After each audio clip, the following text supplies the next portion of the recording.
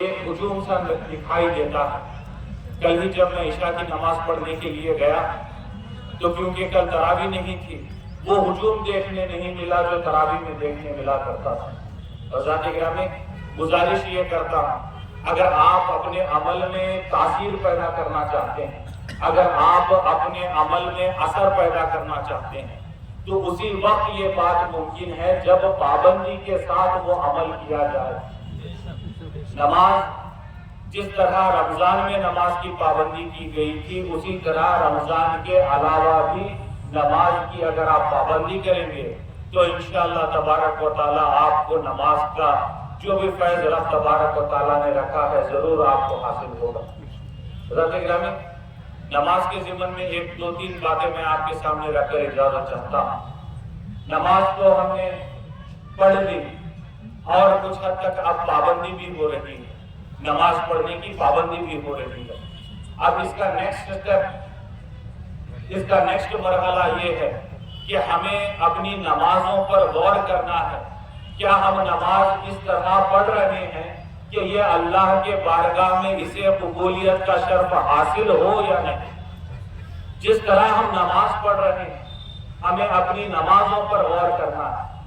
اور کیونکہ میں نے آج مضمون نماز کا بنایا ہے، آپ اسے صرف اور صرف نماز کی حد تک نہ رکھیں، آپ اپنی ہر نیکی کے بارے میں سوچیں کہ جو بھی آپ نیک کام کر رہے ہیں کیا وہ اس انداز سے کیا گیا ہے کہ اسے اللہ کی بارگاہ میں اسے قبولیت کا شرف حاصل ہو۔ یہ آپ کو اپنے آپ سے سوال کرنا ہو۔ جو نماز ہم پڑھے ہیں کیا اس لائق بھی ہے کہ وہ نماز رب تبارک و تعالیٰ کے حضور پیش کی جائے؟ کیا اس نماز سے ہم امید لگا سکتے ہیں کہ ہمارا رب ہماری ان نمازوں کو قبول کرے گا؟ حضرات گرامی، اللہ ماشاءاللہ ہمارے نمازوں کا عالم کیا ہے، جلدی اور گڑبڑ کے ساتھ نماز پڑھ لیتے ہیں، بہت جلدی نماز پڑھ لیتے ہیں، گڑبڑ سے نماز پڑھ لیتے ہیں، اور اس طرح تیز رفتاری کے ساتھ ہم لوگ نماز پڑھ لیتے ہیں کہ ایسا معلوم ہوتا ہے کہ اگر تھوڑا ٹائم اور ہو گیا تو خدا نہ خواستہ شاید مسجد کی چھت ہی ہم پر گرنے والی ہے۔ اس طرح ہم تیز انداز سے نماز پڑھتے ہیں۔ حضرات گرامی، اس طرح کیے گئے ہوئے اعمال کے بارے میں کیا کہا جا سکتا ہے کہ کیا یہ اللہ کی بارگاہ میں قبول ہونے کے قابل ہیں یا نہیں؟ یہ جو گڑبڑ میں ہماری عبادت ہوتی ہے، یہ جلدی جو ہم نماز پڑھتے ہیں، حضرات گرامی اگر آپ مجھ سے پوچھیں تو مجھے ایسا لگتا ہے کہ یہ اللہ کے سامنے پیش کرنے کے لائق ہی یہ نماز ہے، اللہ کے سامنے پیش کرنے کے لائق ہی یہ نماز ہے۔ اور نماز کے ساتھ دوسرا مسئلہ یہ ہوتا ہے، جب مصلی نماز پڑھ رہا ہوتا ہے اس کا وجود تو مسجد میں ہوتا ہے لیکن اس کا خیال کہیں اور ہوتا ہے، اس کا دھیان کہیں اور ہوتا ہے، اس کے ذہن میں ایک اور ہی دنیا آباد ہو رہی ہوتی ہے، اور وہ اپنی نماز اس طرح پڑھتا ہے کہ جس طرح ایک رسم ہے جو ادا کرنا ہے۔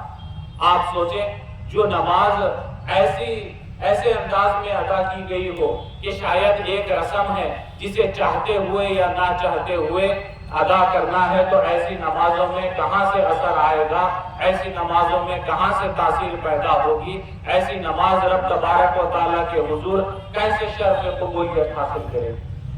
تو حضرات گرامی، نماز دھیان لگا کر پڑھے، نماز دھیان لگا کر پڑھے، نہ صرف نماز دھیان لگا کر پڑھے بلکہ نماز بہترین انداز سے پڑھنے کی کوشش کریں۔ صرف نماز کے حد تک یہ بات نہ ہو، ہر نیکی کو آپ بہترین انداز سے کرنے کی کوشش کریں۔ جو کچھ بھی آپ نیک عمل کر رہے ہیں اسے بہترین انداز سے کرنے کی کوشش کریں۔ حضرات گرامی، جب آپ نماز پڑھ رہے ہوتے ہیں تو اس میں جو کچھ بھی آپ پڑھ رہے ہوتے ہیں وہ عربی زبان میں ہوتا ہے، اگر آپ یہ چاہتے ہیں کہ آپ کا دھیان نماز میں قائم رہے تو پہلے آپ کو سمجھنا چاہیے کہ یہ عربی زبان میں آخر آپ پڑھ کیا رہے ہیں، اس کے معنی کیا ہے، اس کے مطلب کیا ہے۔ ہم میں سے کئی ایسے لوگ ہیں جو بالکل بھی نہیں جانتے کہ جو ہم پڑھ رہے ہیں اس کا معنی کیا ہے، اس کا مطلب کیا ہے۔ جب بغیر معنی اور مطلب کو، جب بغیر تفسیر کو معلوم کیے ہوئے اگر ہم کو نماز پڑھتے ہیں تو کیسے ہمارا دھیان نمازوں میں لگا رہ سکتا ہے؟ ہماری مثال تو اس طوطے کی طرح ہو جاتی ہے جسے اس کے مالک نے کچھ رٹنا سکھایا ہے تو دن بھر وہ طوطا بک بک کرتا رہتا ہے اور اسے خود ہی پتا نہیں ہوتا کہ وہ کیا پڑھ رہا ہے۔ حضرات گرامی، نماز میں دل نہیں لگنے کی ایک وجہ یا نماز میں آپ کا دھیان ادھر ادھر چلے جانے کی ایک وجہ یہ ہے کہ آپ کو پتا نہیں کہ آپ زبان سے کیا پڑھ رہے ہیں۔ آپ کو پتا نہیں کہ آپ زبان سے کیا پڑھ رہے ہیں۔ حضرات گرامی، اس مجمع میں کتنے ایسے لوگ ہیں یہ جانتے ہوں گے کہ سمیع اللہ لمن حمیدہ جو آپ نماز میں پڑھتے ہیں اس کا مطلب کیا بنتا ہے؟ اس کا مطلب کیا بنتا ہے؟ بہت کم لوگ ایسے ہوں گے جنہیں پتا ہوگا کہ سمیع اللہ لمن حمیدہ کا مطلب کیا بنتا ہے۔ پھر اس کے جواب میں کیا پڑھا جاتا ہے؟ ربنا لک الحمد۔ کتنے ایسے لوگ ہیں اس مجمع میں جو یہ جانتے ہیں کہ ربنا لک الحمد کا معنی کیا بنتا ہے؟ سبحان ربی العظیم پڑھا جاتا ہے، اس کا معنی کیا بنتا ہے؟ بہت کم لوگوں کو پتا ہے۔ اسی طرح سبحان ربی الاعلی کیا معنی بنتا ہے؟ بہت کم لوگوں کو پتا ہے۔ اتحیات آپ پڑھتے ہیں، کیا معنی ہے؟ بہت کم لوگوں کو پتا ہے۔ درود ابراہیم کا معنی بہت کم لوگوں کو پتا ہے۔ دعائے قنوت بہت کم لوگوں کو پتا ہے۔ جب آپ صرف اور صرف رسم ادا کرنے کی نیت سے نماز پڑھ رہے ہیں اور جو کچھ آپ نماز میں پڑھ رہے ہیں اس کے بارے میں کچھ جانتے ہی نہیں تو کیوں کر آپ کا دھیان آپ کی نماز میں رہے گا؟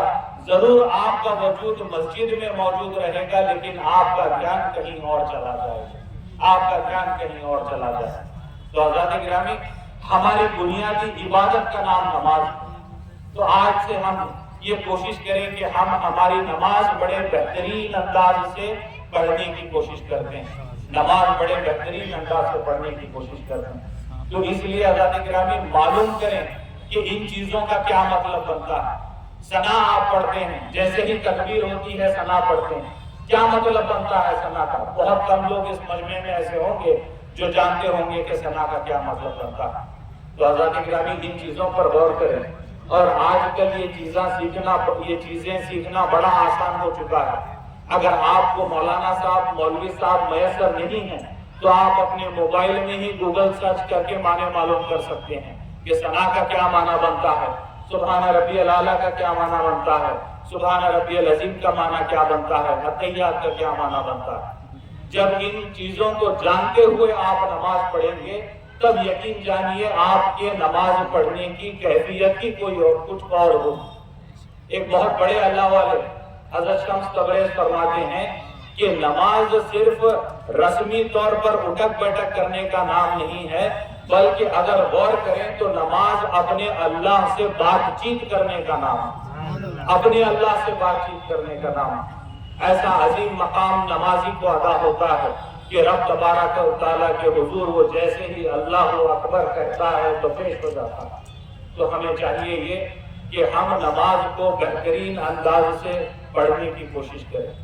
نہ صرف نماز بلکہ ہماری ہر نیکی ہم بہترین انداز سے کرنے کی کوشش کریں اور اس چیز کو اپنی دنیاوی زندگی میں بھی اپنا لیں۔ جو کچھ بھی آپ کام کر رہے ہیں، جو بھی آپ کا ایمپلائمنٹ ہے، جو کچھ بھی آپ کرتے ہوں، خواہ تجارت کرتے ہوں یا خواہ کسی اور قسم کی آپ ملازمت کرتے ہوں، تو میں گزارش یہ کرنا چاہتا ہوں کہ اسے بھی بڑے بہترین انداز سے کرنے کی کوشش کریں، اسے بھی بڑے بہترین انداز سے کرنے کی کوشش کریں۔ درود شریف پڑھیں، اللہم صلی علی سیدنا و مولانا محمد و علی آل سیدنا و مولانا محمد و بارک وسلم۔ آخری ایک یا دو بات کہہ کر آپ سے اجازت چاہتا ہوں۔ حضرت گرامی، نمازیں ہم نے پڑھی، روزے ہم نے رکھے، اس میں ایک سوال تو ہمیشہ ہوتا ہی ہے کہ کیا ہماری نمازیں قبول ہوئی ہیں یا ہماری نمازیں قبول ہونے سے رہ گئی۔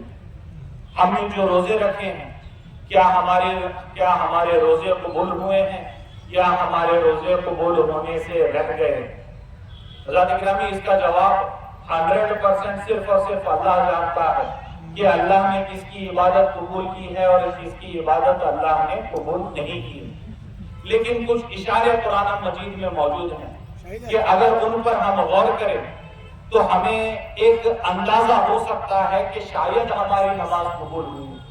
یہاں پھر ایک بار میں آپ کے سامنے یہ بات بڑی ذمہ داری کے ساتھ رکھتا ہوں کہ ان اشاروں پر غور کر کر یہ اندازہ لگایا جا سکتا ہے کہ شاید قبول ہوئی ہو۔ 100% یہ صرف اور صرف اللہ جانتا ہے، اللہ کے سوا کوئی نہیں جانتا۔ تو وہ کیا اشارے موجود ہیں؟ حضرات گرامی، اللہ نے ہم پر نماز فرض فرمائی، تو نماز فرض فرمانے کے پیچھے کچھ مقاصد ہیں، کچھ اغراض ہیں، کچھ گولز ہیں جو اللہ چاہتا ہے کہ نماز پڑھنے والے حاصل کریں، ان مقصدوں کو حاصل کریں، ان اغراض کو حاصل کریں، ان گولز کو حاصل کریں۔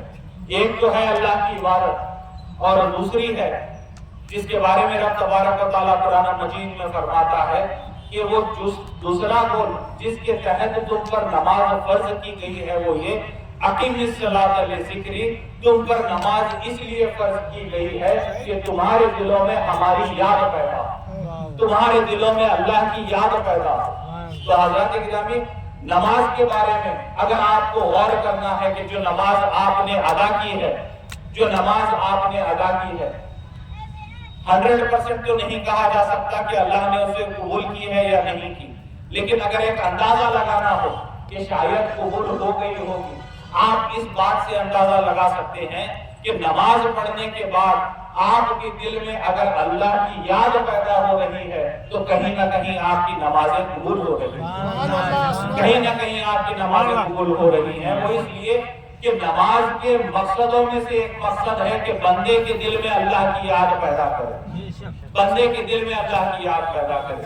لیکن اگر آپ نماز پڑھ رہے ہیں اور یہ دیکھتے ہیں کہ آپ کا دل اللہ کی یاد سے خالی ہے، دل یہ نہیں کہتا کہ یار چلو آج 2 رکعت ایکسٹرا نفل نماز پڑھیں، یا پھر دل یہ نہیں کہتا کہ یار کچھ دیر مسجد میں رک کر تھوڑا زیادہ اللہ اللہ کر لیں، تو حضرات گرامی آپ کو پھر اگر ایسی نماز پڑھنے کے بعد اگر آپ ایسی کیفیات سے دوچار ہو رہے ہیں کہ آپ کے دل میں اللہ کی یاد پائی نہیں جا رہی، تو آپ کو سوچنے کی ضرورت ہے کہ کہیں نہ کہیں آپ کے نماز میں بہت بڑا پرابلم ہے، بہت بڑا فالٹ ہے۔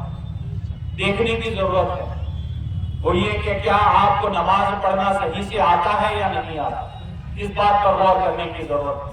اور اس کے ساتھ ساتھ حضرات گرامی، کوئی بھی نیک عمل ہو، خواہ نماز ہو، روزہ ہو، کچھ بھی ہو، اس میں تاثیر پیدا کرنے کا سب سے بڑا دخل جس بات کا ہوتا ہے وہ رزق حلال کا ہوتا ہے۔ اگر پیٹ میں حرام کا لقمہ چلا جائے، آپ جتنا چاہیں کچھ ذکر کر لیں، اذکار کر لیں، نمازوں کی پابندی کر لیں، وہ حرام کا لقمہ آپ کے نمازوں میں، آپ کی زکوٰۃ میں، آپ کے صدقات میں، آپ کے خیرات میں، آپ کے دعاؤں میں اثر پیدا ہونے نہیں دیتا، اثر پیدا ہونے نہیں دیتا۔ تو حضرات گرامی، یہ آپ سے گزارش کر کر اجازت چاہتا ہوں کہ نمازوں کی پابندی رمضان کے علاوہ بھی کریں، پھر اس کے بعد بہترین انداز سے نماز پڑھنے کی کوشش کریں۔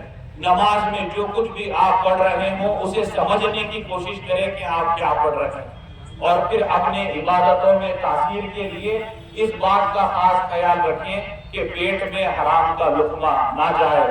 وآخر دعوانا الحمدللہ رب العالمین۔ میں شکر گزار ہوں